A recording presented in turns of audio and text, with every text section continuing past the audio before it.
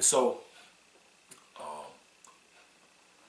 I was working there, and they were about to make me a kitchen trainer there. And the day that I finished my exam for Buffalo Wild Wings to become a manager or a traveling trainer, Chad called me, and they said, we've been watching you. We'd like to offer you a job.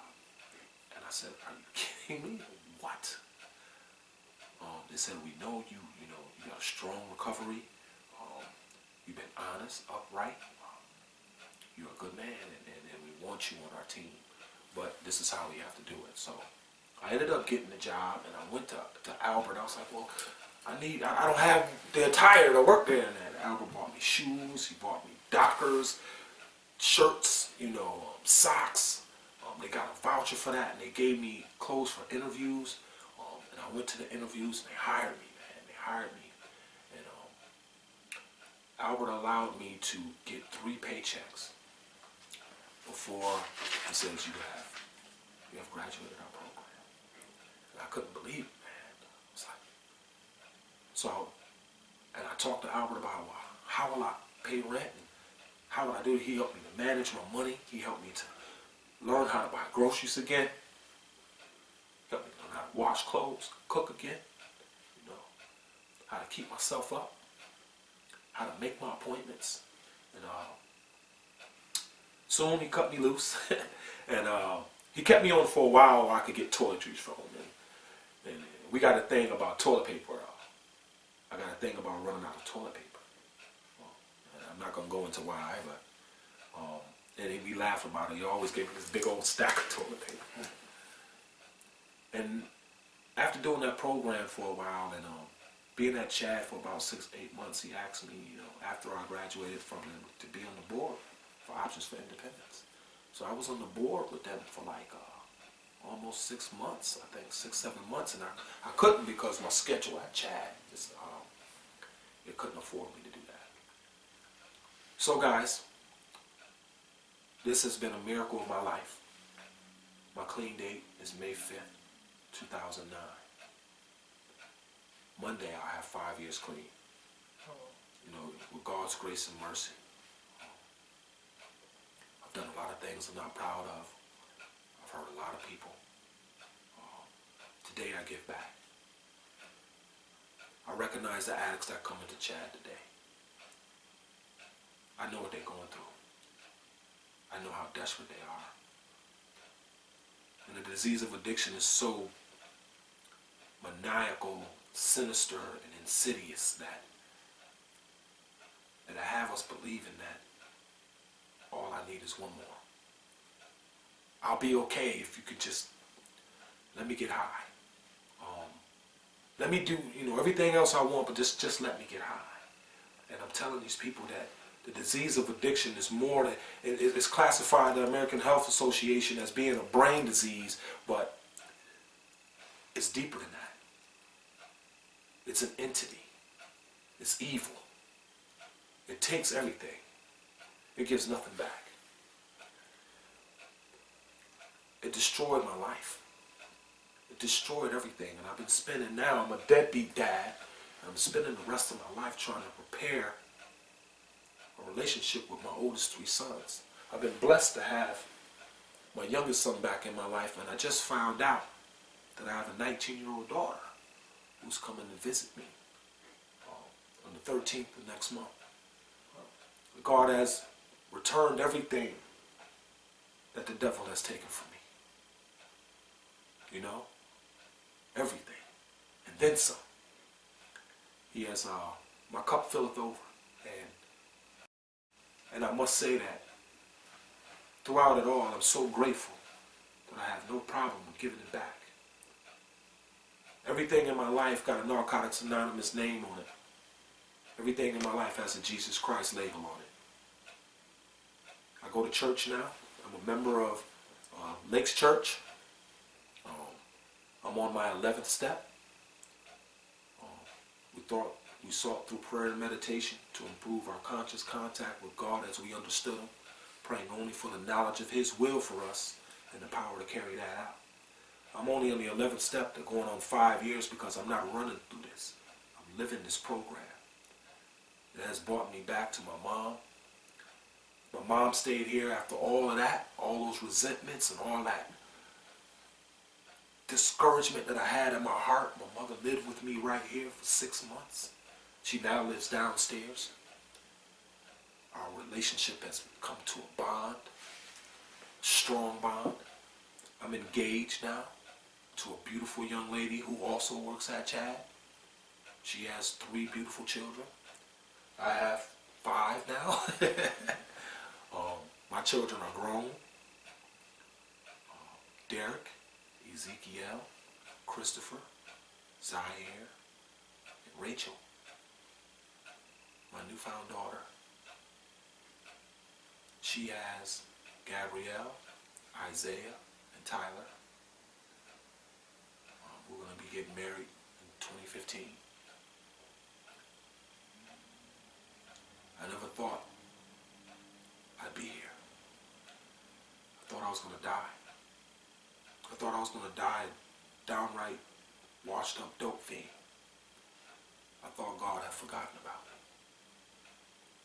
But I'm telling y'all, when I say, God, please help me, on that pissy mattress, in 3 days I was arrested. And in no time, I was in rehab. And I gotta say to anyone, if you're struggling with drugs, alcohol, if you're struggling with resentments with family members, you're struggling with living arrangements and money and children, there's a way out. When I stopped fighting and started letting other people help me guide my life, because as a grown man, I didn't know how to live. I didn't know how to live. And we think that we can do it alone, but we can't. And you don't got to be an addict, to ask for help, to get the help you need. And I urge, people to lean on a power greater than yourself, whatever it is. Find a God of your own understanding, man. Stick to it, and don't use no matter what. I'm in a club called the No Matter What Club. No matter what comes down the pipe, I'm not getting high today. And it's just today. It's a beautiful day. I've been blessed. I'm on my way to a board lunch with Chad to talk about how heroin is killing our youth. How it's snatching the lives, and I saw these young people are overdosing. It's been in the media. These youth are selling the Suboxones, and they're selling, heroin, and the dope dealers don't care. I got a personal vendetta against it. I don't snitch, I tell. I find out you selling dope, I'm telling on you. Can't whoop me anyway. That's how I feel. I'm from an old school, they used to call what we call original gangsters. I'm from a place and a time where drugs, money, guns, and violence is a way of life. I'm here to tell you that there's a new way of life. That's not the way to live. I don't survive today, I live today. With God, grace, and mercy. That's all I got.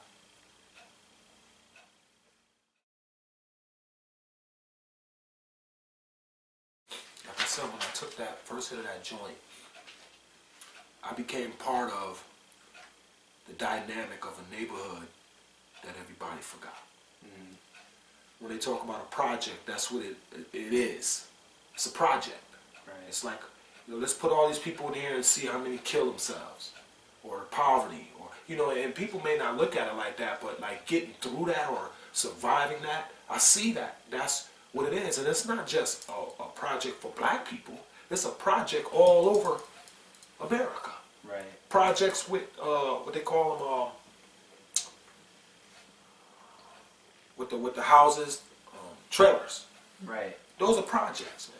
And this is it's a culture within a culture within a culture. And see, and they put in these little places, and people are not given the tools they need to live. Society has turned on itself when it comes to how we raise our youth. Where our kids are raising kids because the moms and the pops are so young now, they don't know how to raise kids. When I was coming up, I told you with my grandmother, it took a village to raise a kid. Now you can't tell these kids nothing about their kids. You know, and I firmly believe in healthy discipline and structure. I couldn't stand my mother because she made me do what was right. It was the only way she knew how. It was the best she had, and I resented her for that. But today, like, I'm a hard worker. I keep my home clean. I'm responsible. You know, these are core things that came from the home. But outside of that door, it's a whole different thing. Nothing matters. And so I've gravitated to the people who could show me how to get power with money and crime, and show me how to get it with guns and knives and ego. And all that stuff, man, all it did was get me further and further from the things that my great-grandmother used to tell me. You know, Jesus is the answer. You know, I'm not no guru, I'm not no Bible thumper, don't get me wrong. But I believe today that nothing on this green earth happens without that power. It can't. I've seen miracles happen. The first miracle I remember consciously, and I don't know if you can relate or understand, was when I got clean in this very apartment on my back porch, and I'm smoking a cigarette, and I look out and I see the squirrels playing. And I actually hear the birds chirping. And I'm looking around and I'm like, all this massiveness. That's an absolute perfect symphony. To recognize something like that, man, on such a small scale, because we don't have time to even appreciate it. Right. You were numb to it before. Yeah. You know. I don't deal with a lot of those guys anymore. I love them, but I can't go back to that. Right.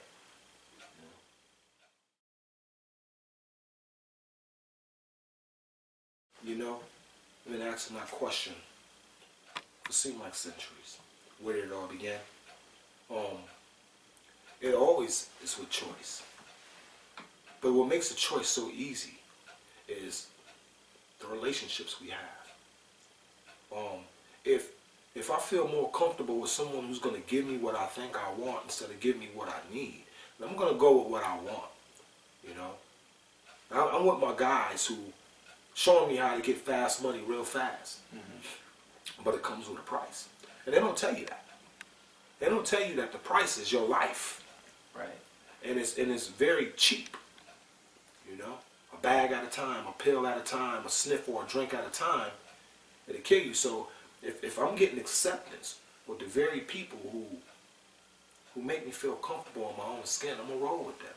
And when I roll with them, I'm open for whatever comes down the pipe. You know? So I believe it begins with relationships. Kids today,